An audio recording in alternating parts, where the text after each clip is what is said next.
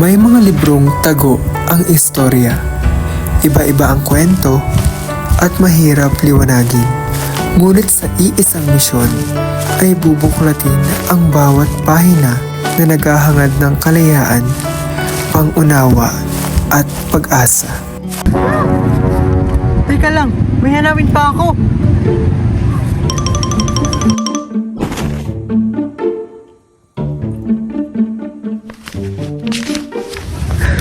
Guys! Guys!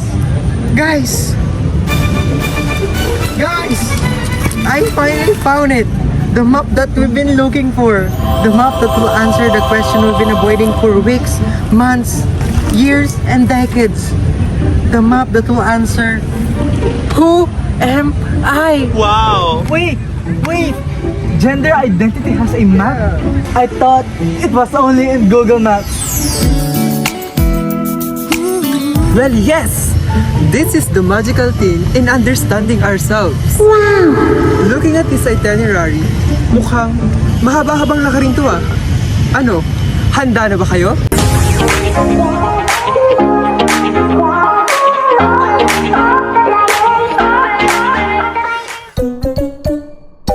Hello guys! So I've passed this phone to someone na laging tahimik.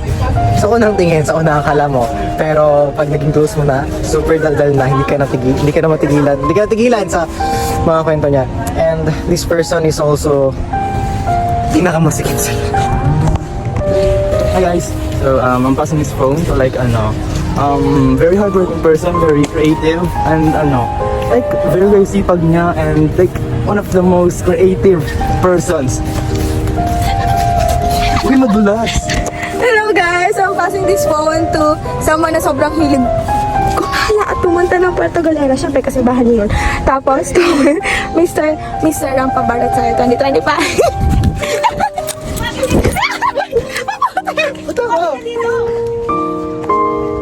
I'm passing this phone to someone na pinaka-extroverted sa circle namin at yung tipong kaya kanyang kwentuhan anytime at walang tigilan yung chika nyo kapag kasama mo siya. Siya yung tipong independent person pero kailangan ng nakadaldalan every time, clingy, talkative, innovative, creative, ang dancer ng buhay ko. Grabe naman sa ano.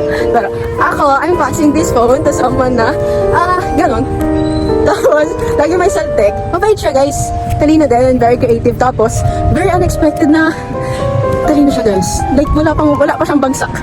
Wait, ito kami! I'm passing this phone to Pennywise!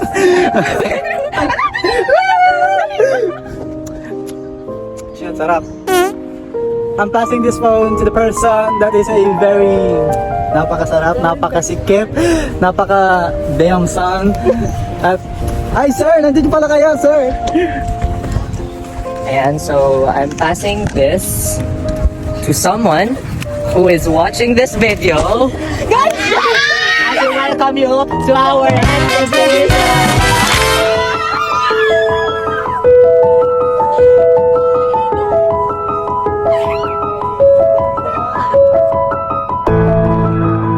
In philosophy, the greatest question, who am I?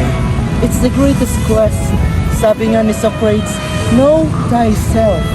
Bakit mas madali pa alamin ang mga theories kaysa alamin ang sarili? Kasi identity is not fixed. We create ourselves through choices, essentially said that.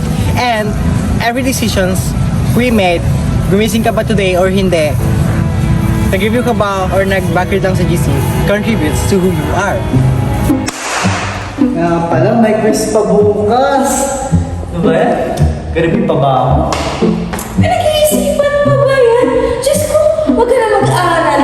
Grades just a number. Ano? Kung mag-aaral ka, mas mataas yung chances na mag-quali ka sa major. Pero mapagod ka, Diyos ko. It's worth it mag-aral. Go na go. Ano worth it? Mabagsak ka din naman, te. Hindi. Kapag ka nag-aaral siya, mas tataas siya. Paano pag wala rin chances yung sa therapy?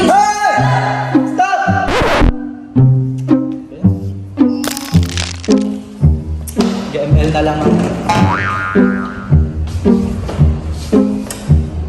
So you see, philosophy teaches us that the self is always becoming.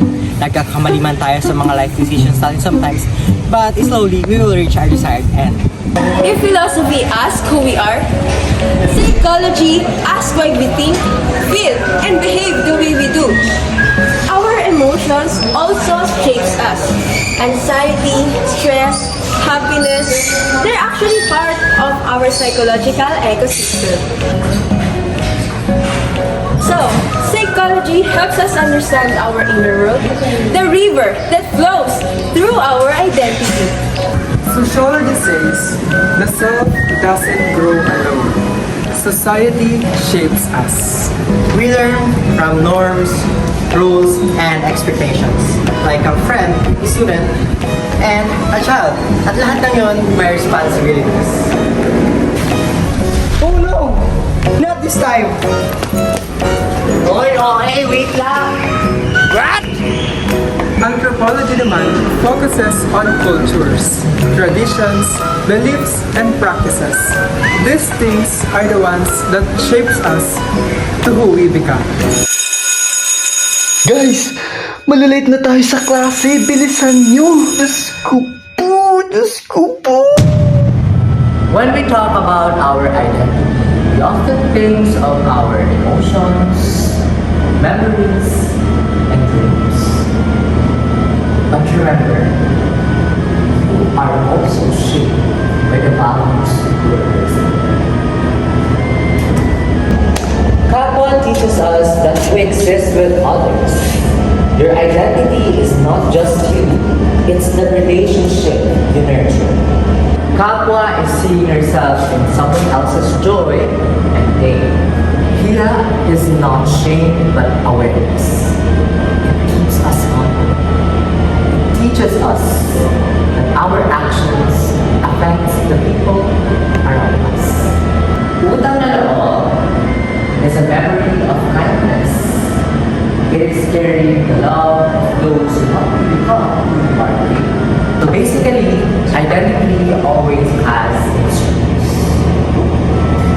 And pakisama reminds us of harmony. We choose peace, understanding, and unity not because it's easy, but because it strengthens the community that shapes us. These values are the living piece of your identity, alive in your choices, relationships, and identity. You are a Filipino not because it is written in your birth certificate, but because you carry these values wherever you go. So, Tom, sa dami na napuntahan niyo today, have you also found your way back to yourselves? Some of us chase our passions. Some of us live to inspire. Some of us carry silent battles, burdens, expectations, and stories we never say out loud. But along this journey, we discovered something important. The answer to the question, who am I, is not out there in the world. It begins within us.